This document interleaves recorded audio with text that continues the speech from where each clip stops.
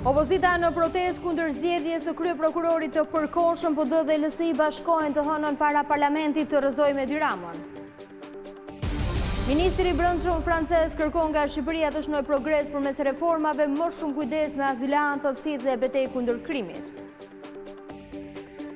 Komisioneri Johannes Han takon shefin e diplomacisë greke Kocias dhe deklaron mbështetjen e BE-s për çeljen e negociatave me Shqipërinë dhe Maqedoninë. Opozita akuzon kryeministrin Rama dhe ministrin Ahmet se po abuzojnë me 178 milion euro duke ja dhënë ato një njeriu të vetëm për 3 inceneratorët. Pezullohet pa afat dhënia me qira e tokave bujqësore shtetërore, ministri i Bujqësisë Peleshi urdhëron verifikimin e kontratave të lidhura në 3 vitet e fundit.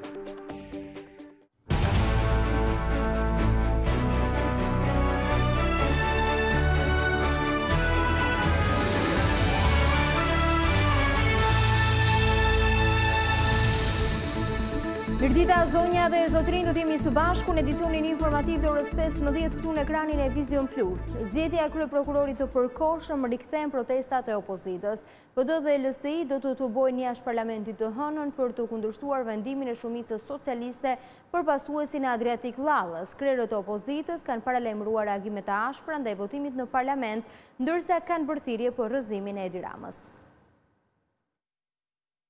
Opozita ka zgjedhur protestën si formë reagimi kundër zgjedhjes së prokurorit të përgjithshëm që përkohësisht do të kryejë funksionet që sot i mban Adriatik Llalla. Ditën e hënë, ndërsa parlamenti do zhvillojë mbledhjen e fundit për këtë vit ku do të votojë kreun e organit të akuzës, Partia Demokratike dhe Lëvizja Socialiste për Integrim do të tubohen jashtë ambienteve të seancës, duke protestuar kundër asaj që opozita e cilëson kapje prokurorisë. Për të detajuar strategjinë e protestës, Basha do të mbledhë sot krerët e degëve të Partisë Demokratike dhe grupin parlamentar, ndërkohë që LSI do të mbledhë të dielën komitetin drejtues. Në një postim në rrjetet sociale, kryetari i LSI-s Kryemadhi ka bërë thirrje për rrëzimin e kryeministrit Rama. Të protestojnë për të larguar banditët nga pushteti. Revolta e protestës qytetare është arma që mund të rrëzojë nga karriget banditët e veshur me pushtet. Kjo është era e parë që Partia Demokratike organizon protesta pas çadrës që qëndroi 3 muaj përballë kryeministrisë, ndërsa LSI, e cila ka pak muaj që ka dalë në opozit, ka rreth 8 vjet që nuk organizon protesta. Ministri i Brendshëm francez tha në emisionin Kapital në Vizion Plus se Shqipëria duhet të reformojë në mënyrë të vazhdueshme vetveten për të shënuar progres. Tirana gëzon mbështetjen e plotë të Parisit për antarësimin, me gjithë skepticizmin që ekziston në Europë për zgjerimin. Shqipëria gëzon mbështetjen e veçantë të Francës. Kështu deklaroi ministri i Brendshëm francez Gérard Collomb në emisionin Kapital në Vizion Plus. Ai nënvizoi rëndësinë e reformave për integrimin në BE.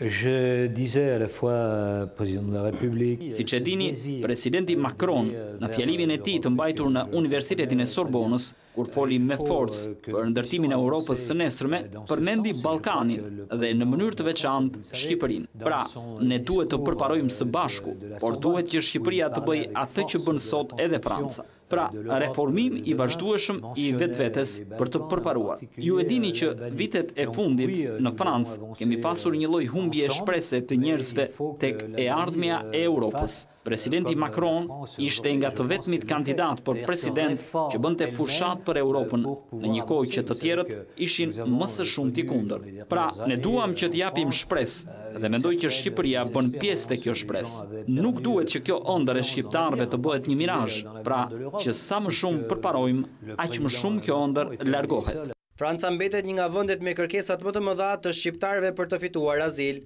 Lorsque l'on regarde quelle est Kur shohim nivelin e kërkesave për azil në Francë, vëmë re se 20% e kërkesave janë shqiptar, gjë e cila nuk korespondon me madhësinë e vendit, po kjo dukuri ka qenë mjaft e përhapur. Në 3 vitet e fundit, rritja ka qenë pothuajse 100%. Në një kohë që siç e dini, vizat për Shqipërinë janë hequr që për një farë kohe tashmë dhe mund të udhëtohet lirshëm drejt Francës. Kjo ka bërë që ka njerëz që vinë dhe kërkojnë strehim, e kjo përbën një problem për ne. Collomb u ndal edhe tek lufta kundër trafikut të drogës, ndërsa vuri në dukje se në 2 vitet e fundit në Francë janë rishfaqur rrjetet të prostitucionit, ku vajzat e reja trafikohen atje. Ai u shpreh se është në interes të 2 vendeve që këto grupe të shkatërohen. Komisioneri për zgjerim Johannes Hahn takoi në Athinë shefin e diplomacisë greke Nikos Kocias, duke shprehur mbështetjen e plotë për integrimin e Ballkanit Perëndimor. Ai tha se çelja e negociatave do të arrihet pas përmbushjes së reformave si në Shqipëri ashtu edhe në Maqedoni, ndërsa Kocias tha se bisedimet me Bushatin do të vijojnë në janar në qytetin e Korçës. Përmbushja e reformave dhe rezultatet konkrete shpejtojnë integrimin e vendeve të Ballkanit Perëndimor. Deklarata u bë nga komisioneri për zgjerimin Johannes Hahn gjatë takimit në Athinë me shefin e diplomacisë greke Nikos Kocias. Ata diskutuan për rolin kyç të Greqisë në çështjet e zgjerimit të BE-s, e konkretisht për vendet kandidate si Shqipëria dhe Maqedonia. Bashkimi Evropian, sipas komisionerit Hahn, do të ketë më shumë influencë gjatë negociatave, ndaj ai shprehu vendosmërinë për të hapur bisedimet e antarësimit sa më shpejt me Shqipërinë dhe Maqedoninë. Komisioneri tha mëtej se Greqia është një partner kyç për antarësimin e këtyre vendeve dhe përfqinjësinë e mirë, ndërsa ministri i jashtëm grek Kocias theksoi se është e nevojshme të plotësohen të gjitha rekomandimet për antarësim. Për sa i përket Shqipërisë, shefi diplomacisë greke ju referua takimit traditor në Kretë me homologun Bushati, duke shtuar se bisedimet do të vazhdojnë më datë 19 dhe 20 janar në qytetin e Korçës. Kocias tha se ekziston një shpresë dhe një frymë optimiste se në Korçë do të përfundojnë çështjet e hapura midis dy vendeve, pasi të dyja palët kanë interes që ato të mos mbeten të përjetshme dhe një pengesë për fillimin e procesit të negociatave të Shqipërisë me BE-n. Ne duam që të zgjidhim problemet që kanë ekzistuar për një kohë të gjatë, ose të konkretizojmë marrëveshjet e së kaluarës me kërkesat e së tashmes. Mendojmë që i gjithë ky proces të përfundojë në një traktat të ri të miqësisë Greqi-Shqipëri, ose në rinovimin e atij të vitit 1996, pasi ekziston përgatitje e lartë dhe dëshirë nga të dyja palët, ka thënë kështu Kocias. Shpresoj se slogani që thotë se historia nuk duhet të jetë burgu ynë, por shkolla jon, të provohet në praktik, ka deklaruar ministri i jashtëm. 178 milion euro taksa të shqiptarëve sipas opozitës po ndahen mes kryeministrit Rama dhe ministrit të financave Ahmetaj. Po do bëri të ditur se këto janë paratë dhëna tek një njeri vetëm për ndërtimin e 3 inceneratorëve, koncesione që sipas saj duhen hetuar nga prokuroria. Partia Demokratike ka akuzuar kryeministrin Edi Rama dhe ministrin e financave Arben Ahmetaj si personat që janë në krye të mafjes së plehrave në Shqipëri. Këto akuza opozita i mbështet tek ndërtimi i 3 inceneratorëve në Fier, Elbasan dhe Tiranë, çështje për të cilën PD i ka bërë thirrje prokurorisë të nisë hetimet.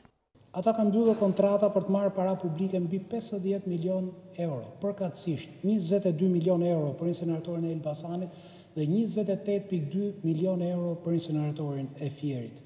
Ndërkohë, është duke u mbyllur këto ditë dhe kontrata tjetër për plot 128 milion euro për inceneratorin e Tiranës. Të gjitha këto kalojnë në një dorë, ata të Klodian Zotos thënë shkoqur të Ben Ahmetajt. Pra, plot 178 milion euro nga taksat tona që po ndahen mes Edi Ramës, Arben Ahmetajt dhe sekserit tyre në kundërshtim me ligjet dhe strategjitë kombëtare në fuqi. Sipas Partisë Demokratike, brenda pak javëve Klodian Zoto ka fituar disa milion euro. Pasi mori nga shteti 22 milion euro për djegësin e Elbasanit dhe 28 milion euro për atë të Fierit me Chelsea Andor, Klodian Zoto firmosi me italian kontratat për të marrë inceneratorët me Chelsea Andor nga italiani për vetëm 15 milion euro.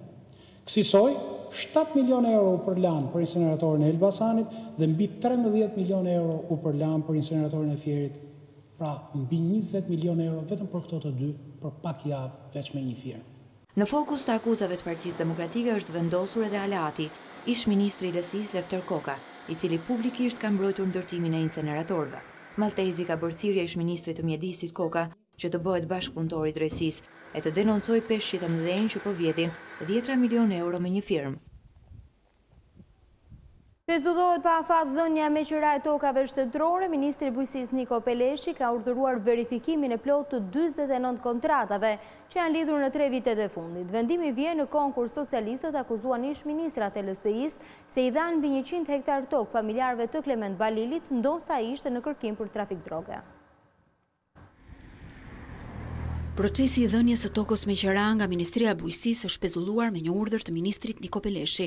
Ky vendim erdhi si nevojë e verifikimit të kontratave të lidhura deri më tani për të parë efektivitetin dhe ligjshmërinë e tyre.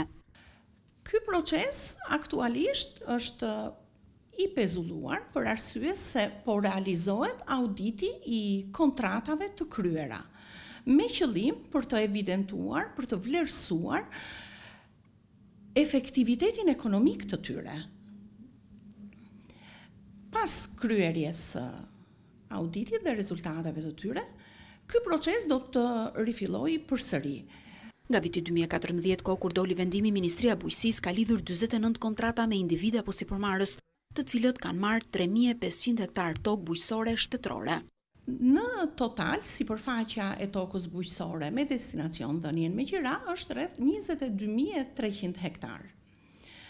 Deri tani janë dhënë rreth 3500 hektar në disa kontrata në teritore të ndryshme të qarqeve të vendit. Po kush ka të drejtë të përfitojë tokë bujqësore me qira shtetërore, e cila nis minimalisht me një çmim prej 6.000 lekësh në vit e deri në 27.000 lekë në vit për hektar. Sipërmarrësi i individi që merr tokën me qira minimalisht duhet të ruaj dhe të mirëmbaj sistemin e ujitjes dhe të kullimit, të ruaj strukturën e tokës dhe kulturat që janë të përshtatshme për të mbjellë natë. Sa në gjendje do të jenë këta kërkues, sipërmarrës apo qytetar, për të realizuar angazhimet, investimet që ata angazhohen të kryejnë dhe sa do të jetë efektiviteti në kuptim të punësimit të qytetarëve në këto sipërfaqe që e marrin me qira. Dhënia e tokës bujqësore me qira solli dhe debate politike.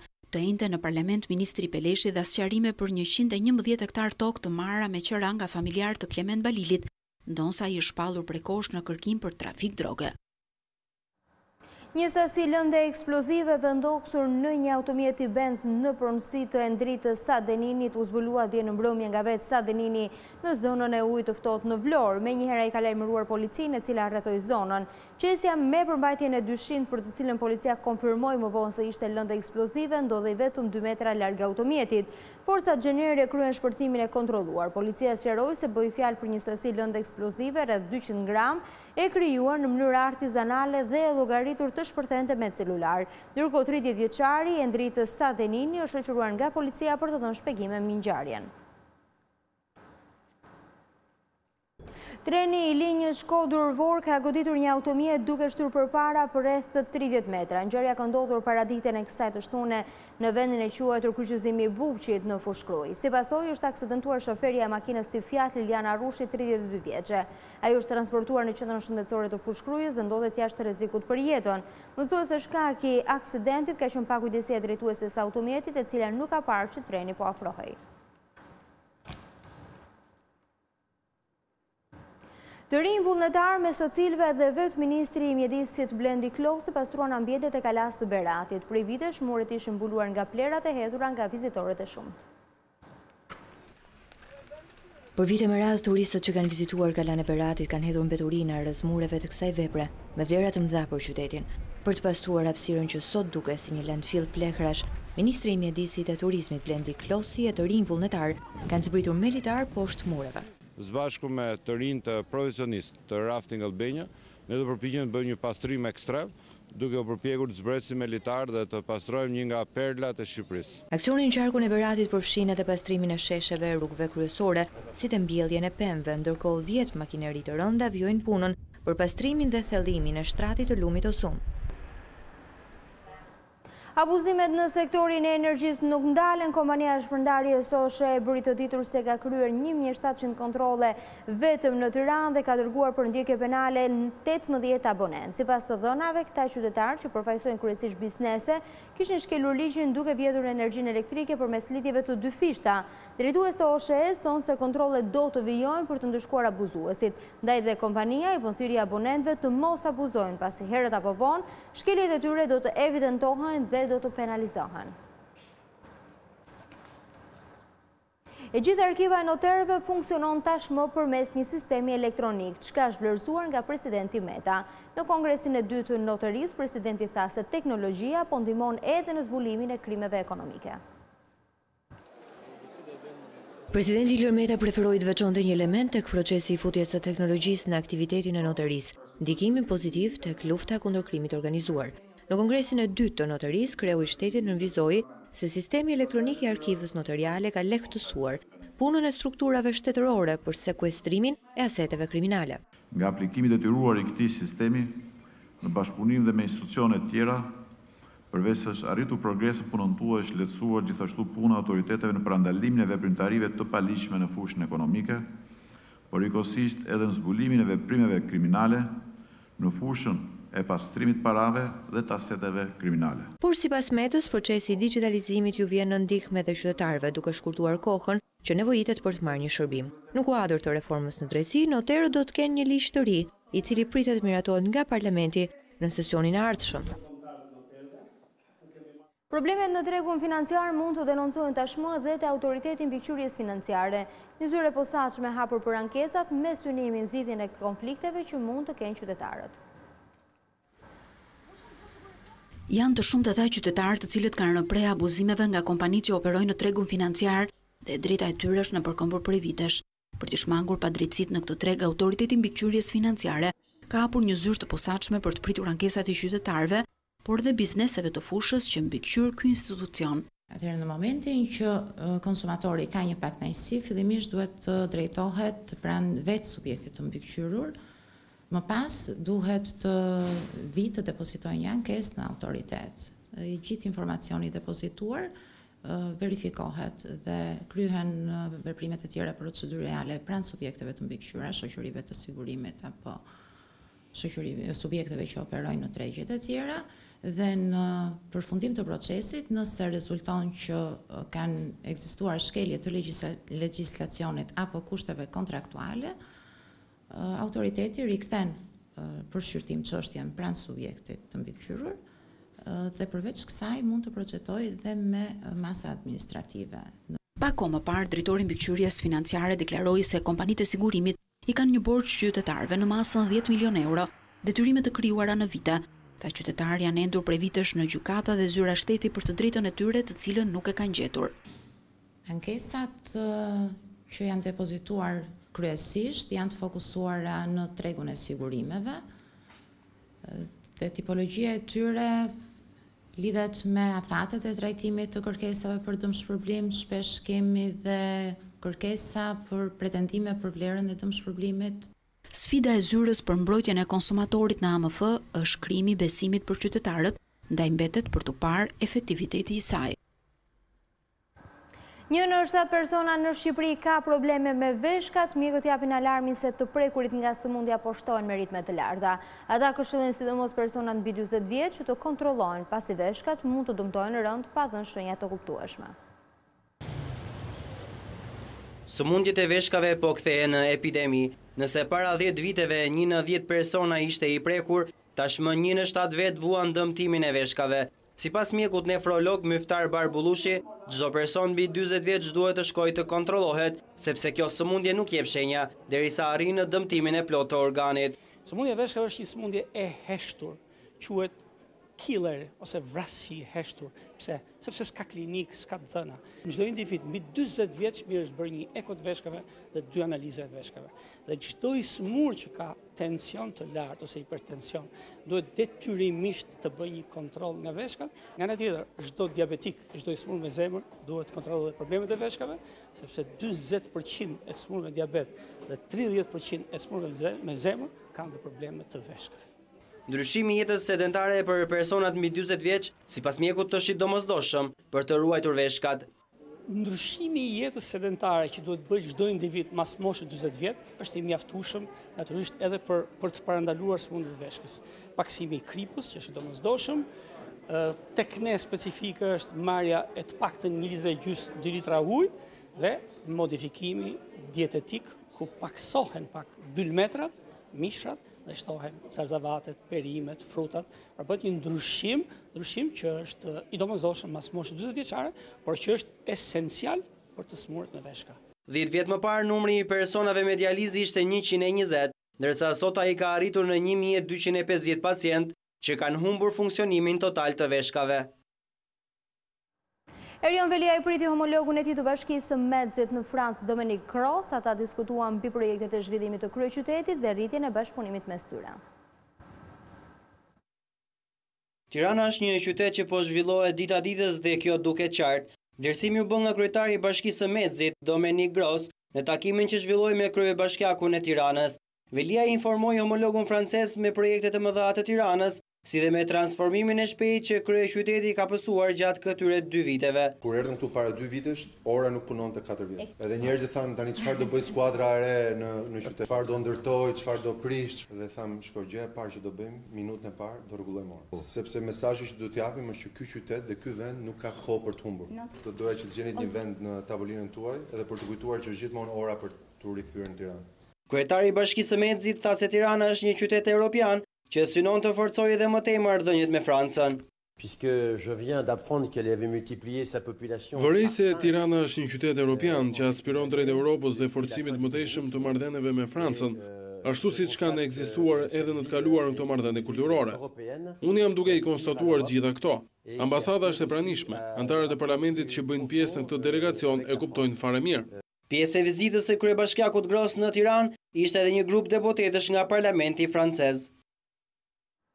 Prej disa ditë, Shkupi po përjeton një situatë të pazakon për shkak të ndotjes së lartë. 10 banorë të kryeqytetit protestuan kundër qeverisë, ndërsa kërkuan ndërhyrje urgjente, pasi po u rrezikohet jeta. Qindra qytetarë kanë protestuar para selisë së qeverisë kundër ndotjes së lartë të ajrit që ka pushtuar Shkupin ditët e fundit. Ata kërkojnë nga ekzekutivi që të marrë sa më parë masat e nevojshme për të ulur rrezikun. Shkupi në 3 ditët e fundit është renditur si një nga qytetet më të ndotur në botë, duke kaluar edhe qytetet aziatike si Bombein dhe Pekinin, që janë të populluara me miliona njerëz. Përqendrimi i grimcave kancerogjene në ajër është disa herë më i lartë se shkalla e lejuar. Në spitale është rritur ndjeshëm numri i pacientëve, ku shumica janë fëmijë, ndërsa mjekët rekomandojnë mbajtjen e maskave speciale me filtr që mbrojnë nga grimcat e rrezikshme. Akuzat të forta janë bërë edhe nga partia opozitare VMRO, e cila ka vënë në shënjestër kryebashkiakun e Shkupit si përgjegjës për degradimin e mjedisit në kryeqytet. Lutjet e të premtes në xhamin Al-Aqsa rikthyen protestat masive. 4 palestinezë u vranë, qindra të tjerë u plagosën gjatë përleshjeve me forcat e ushtrisë izraelite.